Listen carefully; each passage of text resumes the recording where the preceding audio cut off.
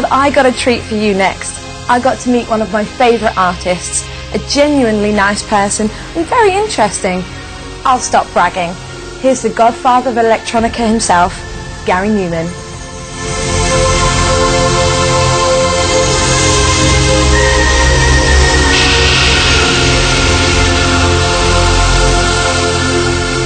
Hi, I'm Lenore, and I'm here with, if you don't mind me saying, the legend Gary Numan. Hi. Thanks for talking to me today. Oh, pleasure. Now, your new album that's just about to be released, it's obviously a long way from your early work. Yeah. Like, everyone remembers the classic cars. Was the change a gradual thing for you, or did you make a conscious decision to go from the kind of, what other people would describe as kind of synth pop to the more industrial stuff? The synth pop side of it was fading away throughout the 80s. I mean, it started reasonably well and then went progressively wrong. And the sort of music that I was writing became more desperate.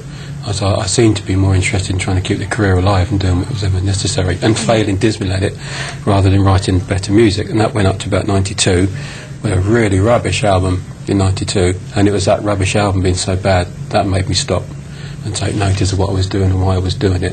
And at that point it became a conscious decision not to write heavier music, although that's what happened, but just to go back to doing it for a hobby again, as much as possible. You know, I earn a living from it, obviously, but give up all ideas about radio plays and commercial success and all that, and just try to make it fun again, the way it had been when I first started, and that's something that it stopped being for a long, long time. As soon as I did that, it just naturally became much heavier and more dark and more interesting, to be honest, for me, and more exciting. And I've just stayed in that ever since. I still think of it as writing the album for me first and then hoping for the best after that.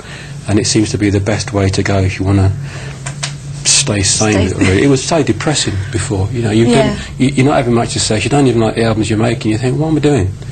It's just really depressing. And it took me so long. I mean, I think of myself as being reasonably sharp, but it took me years to figure that one out, which is pathetic, really. But I love what I'm doing now, and I love this album and the previous three. I've been much more proud of than the 10 or so that came before it. I like the first few, they were right. Yeah. And then it went, so do I. went a bit iffy after that for quite a while.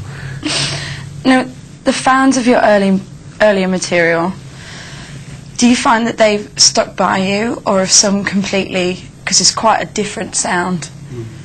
It's difficult to know, really, without going out and asking everyone what happened and so on. I know that my first big single sold 1 million copies, and when I was at my lowest, one of those sold 3,000. So quite a lot of people disappeared, really. So they talk about having this massively loyal fan base, and I don't know about massive. I've got a few people hanging about still. So for me, it felt very much like starting again, early 90s, mid-90s onwards, as if I had almost nothing left at all. How many of the people I've got now are older fans that have come back or newer fans that have come in? I honestly couldn't say. The only time I get to see it is when you look out from a stage and see what's going on. It's not the best view in the world. So I really don't know. All I know is the last 4 albums have been a steady upwards trend, where the previous 10 have been a fairly severe downwards trend. So it's all good for me.